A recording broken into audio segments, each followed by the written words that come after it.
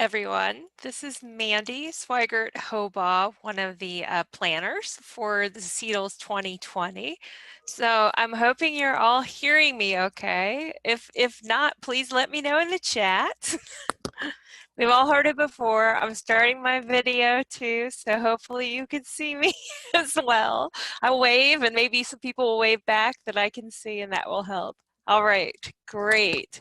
So thank you so much for coming to the first SEDLS 2020 all online. I am one of the planning members, and actually, Joe, if I can have the next slide so we can display the other members. And these are all the other folks, fabulous folks that helped get this off the ground. And I couldn't help to throw in a reference to Betty Davis from All About Eve, I think it is, where she says, fasten your seatbelts, because this could be a bumpy ride, but we're hoping it goes smoothly. So if we go to the next slide. We did want to thank our sponsors. So RDAP, Research Data Access and Preservation Association is what all that stands for, and UNC Greensboro for sponsoring SEDLS 2020.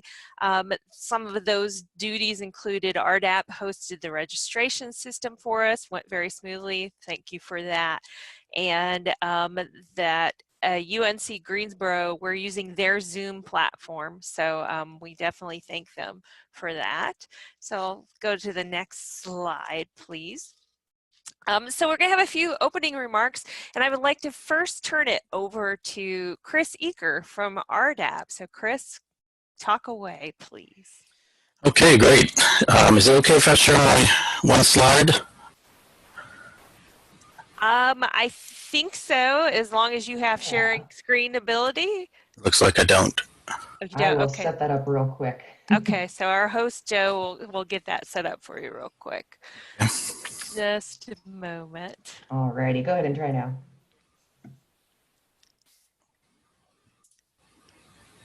Good. Looks good. That is awesome. It. Yeah. So let's see here. Thank you for letting me come on and say a brief hello and welcome from RDAP. I just wanted to tell you a little bit about RDAP in case you have not heard of RDAP before, and also just tell you a couple of things that's coming up for RDAP. RDAP is a relatively new organization in the sense of we have recently become our own association. However, RDAP itself has been around for about 10 years. It was part of the Association for Information Science and Technology, ASIST, for about 8 of those 10 years, but we recently spun off and became our own association so that we could have a little more flexibility and offer more to our membership. So we draw from a wide range of people. We have data scientists, data curation librarians. We have people in the research centers and data centers from all kinds of disciplines. And so we cover STEM, social science, humanities across the board. So RDAP is a wide-ranging organization of lots of different people in different areas, all having to do with research data in some form or fashion. So I wanted to also show you a couple of things, encourage you to, first of all, become a member. Right now, membership in RDAP is free through June of next year. When you registered for this symposium, you were given the option of indicating if you wanted to become a member, and we appreciate those of you who did say that you wanted to be a member. If you didn't do that, there's still opportunity to do that through the end of June. It's free, and after that, we will start charging a nominal membership fee because I'm sure you're aware it's expensive to run an organization like this. So please join us at that link you see there, and we'd love to have you as part of RDAP. Some of the benefits of becoming a member for to anyone, and we will continue to do that even after membership becomes costs something. We're not sure exactly what it's going to cost yet, but after the membership fee is implemented, then we'll have the webinars in an archive that you can access at any time. So the round webinars will still be available to anyone, but then you can access the archives as a member. You'll have conference discounts, you have networking opportunities and service opportunities if you want to become a member of the board of RDAP or a leadership team. And then you also have voting rights to help shape RDAP's future. And so I would encourage you to consider becoming a member because of these wonderful benefits. And then Summit is next March 10th through 12th, and it will also be online. So the call for proposals recently came out. I encourage you to check that out and submit a proposal if you're interested in presenting. So that's all about RDAP. I encourage you to become a member. I'm really glad that we were able to host registration for SEDLS this year, and we are going to hopefully continue doing that for organizations like SEDLS and others in the future. So keep that in mind if you have an organization that might need some help with registration and also payment processing, which we can do as well. All right, I'm done, and back over to you, Mandy. All right, great. Thank you so much. And thank you, Joe, for bringing us back to our opening remarks slide. So yes, thanks again, Chris, for all the information about RDAP. And now some format and logistics related stuff. So again, as you all know, we're online for the first time and we're trying to figure all these things out. So we've got a few things, just that some of this has been communicated through some email, but some basic kind of logistics, how we're going to try to manage this online conference today. So today's short talks will all take place in this Zoom room that you are in right now. This Zoom room will be open from, I believe it was 9:30 till about 3. So you're going to be able to just leave when you want, come back when you want. And then please note that Thursday, so tomorrow's and Friday's Zoom rooms, they are different links. So don't come back to this Zoom room. You want to go to the links that you were sent a links doc that has the different days rooms. But the basic logistics will be the same, that those will also be open from 9:30 to 3 o'clock, and you'll be able to come in and out as needed. A few things for attendees generally during these short talks. I believe you're muted by default. We would like you to use the chat feature for general discussion and comments, but then you may notice there is also a Q&A feature. So there are two different things there. And for the Q&A, that, and if I'm wrong, my co-hosts will correct me, I believe is for questions specifically to host, co-hosts, and panelists. So basically to the planning committee and the panelists. So it's more of a kind of direct link to those people. And then during the talks Q&A, because we're going to do the talks and then have actual, discussion. If you want to be unmuted to speak, you can use the virtual raise your hand, and that will I'll kind of signal to us, or the panelists will be able to unmute you if you would rather verbalize than type, but do what you're most comfortable with. So that's attendee kind of logistics, etiquette more generally. Now a few things just for the short talk presenters I would have mentioned, and you have been sent this in an email, I think at 20 till midnight last night by myself, sorry about that. But please be sure to arrive in your Zoom room a minimum of 15 minutes prior to the whole session that you're presenting in. And then you're going to want to virtually raise your hand when you get in here into your room. So this is for short talk presenters as well, because the host and co-host need to then find you to be able to then make you a panelist when it's time for you to speak. One little or a couple little things we want to make sure you're aware of. during the end of your short talk, so probably in the Q&A session piece, the co-host will be assigning the next talk's panelist.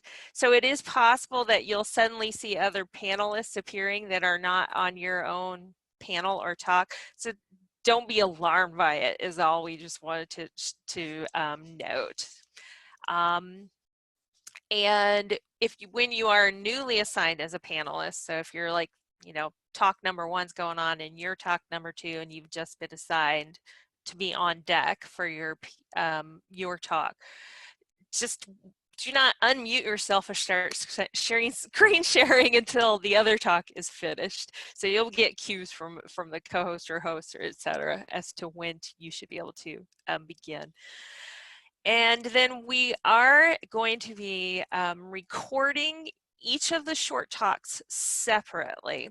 So there may be a possibility, you know, we aren't positive, but there may be a possibility that when we hit record or stop record, that there may be verbal or visual things that happen to kind of indicate that. So we just want to make sure everybody's aware that when we are recording, there may be some stopping and starting that may have little visual or audio cues to them to be aware of. So I think that's most of the logistics kind of for the basic short talks.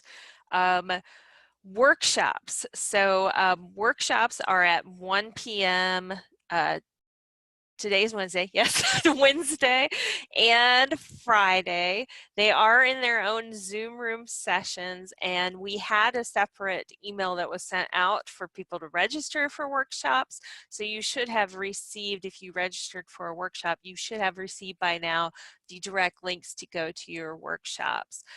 If you did not register for workshops and you want to inquire as to whether there is still space, you may email the Southeast Data Librarian email, so se.datalibrarian@gmail.com, and we'll see if there are space and to help you get into those workshops.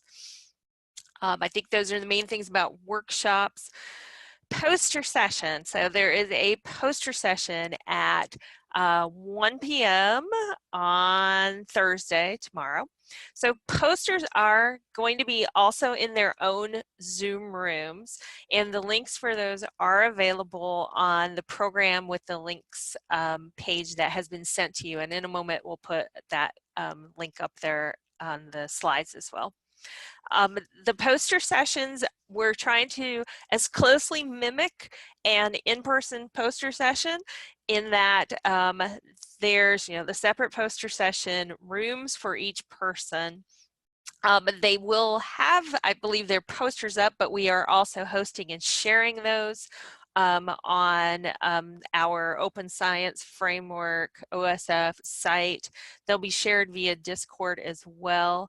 And so during the poster session, you will be able to join the room of the poster that you're interested in, and then be able to interact, speak with, chat verbally, with your voice, whatever you're most comfortable with the poster presenter. And you may go in and out of different poster sessions. So it's just basically going to a different poster room is like as if you were in a conference hall and walking to a different poster like this. I'm bad with video.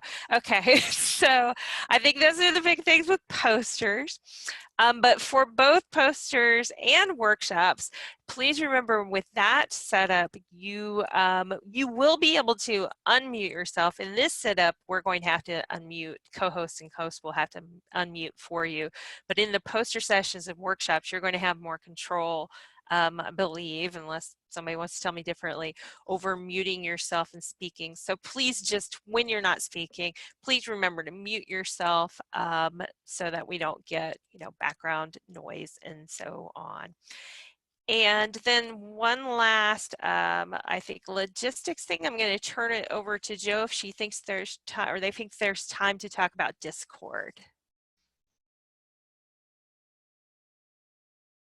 There is, if I can get to my unmute button. Yeah, so I'll just breeze through this really quickly. So one of the limitations of virtual events that we're aware of is that attendees miss out on those spontaneous interactions and discussions. And I think I have shared my video that happen between those sessions. So when you're you can't walk to the conference hall and sit down at a table, you can't just have those in between sessions because it's just a chat or maybe the session's being recorded. So to help facilitate this networking and discussion, we've created a Discord server. So the symposium sessions are being held in Zoom, and communication, via email about, workshop proceedings or any changes to the program, if there are any, those will still be happening via email. So if you're not on the Discord, you won't miss out on anything. It's not required to be on the Discord, but it does add an extra networking and discussion element to this. So you can use it on desktop, so Windows, Mac, or Linux. You can use it in your browser. So if you have Chrome, Firefox, I believe Internet Explorer, and a bunch of others. Or you can use it on your mobile app. So I actually have it open on my phone right now, so I can view the help channel, as we call it. So if you would like to use the Discord, you can log into the in-browser app or download that desktop app at that link there, which is just discord.com/download. And in order to join the 2020 Discord channel, you would put in the code XWR3FC or 3FSC, which I put into the chat. Once you've created your account, you can join our channel that way. And I'm not sure if we will have time. I have like a 2-minute video, which was also sent out via email, via that original welcome to the Southeast Data Librarian Symposium 2020 email. So that video link is there as well, which kind of outlines what features are available in the Discord if you would like to view that. But I'm not going to show it right now. All right, and that is all I have, Mandy, for the Discord. All right, great, thanks. So if you want to go to the next slide, I think we just have one more slide before we're going to start rolling into the presentations. So just a few more things to know, or a few links that I believe you've probably been sent all of these in some form or another. But the program, so there's the program with the links that has all the Zoom rooms and so on that you need. And please do know, as one of our planning committee members shared in the chat, please don't share or tweet this program with links to people who are in public spaces. It's not that we're unwelcoming, it's that we have a limit to capacity to be here in Zoom, so we have to keep it to registrants. So that's why we ask you don't share that program with links. The program with links, there's the program on the website that does not have the links to get in, but it does have the abstracts. So if you're looking for more information about any given presentation, workshop, poster, the abstracts are on that program. That is the GitHub link that you see here at the top. There's the Discord link again. Code of conduct. We have a code of conduct. We encourage you to review the code of conduct, and it has processes delineated there of if you are experience a violation of code of conduct, what to do. So be aware of that. Twitter, we got Twitter, we have a hashtag. So if you're a Twitterer, you may knock yourself out on Twitter. We appreciate it. The email here again, that you've gotten lots of communications previously. It is also probably one of the key places that you can still communicate during the symposium if you have any questions, concerns, and we'll get back to you on that. And one last link that is there, and I believe I will make sure it gets sent as well. I can't remember if it's been sent out. I think I might send it out last night in an email to registrants, but there we do have a certificate of attendance. So you may have supervisors, or just for your own benefit, you want to have a certificate to prove or show that you attended. So we made a little certificate that you may use to indicate that you attended. And I believe those are the last kind of welcoming slides. Before we I turn it over to our host to introduce the next panelist, I'll just ask quickly if anybody has any other questions. And if not, then, and questions, as I mentioned again, you can do questions in the Q&A, go more directly to the panelists and the co-hosts and hosts, and questions that you want for the benefit of everybody in attendance or comments are best suited for the chat. But if we have no questions, I'm watching the chat out of my corner of my eye. I'm not seeing any. Then I will mute myself, get out of here, and let this thing get started. Woo!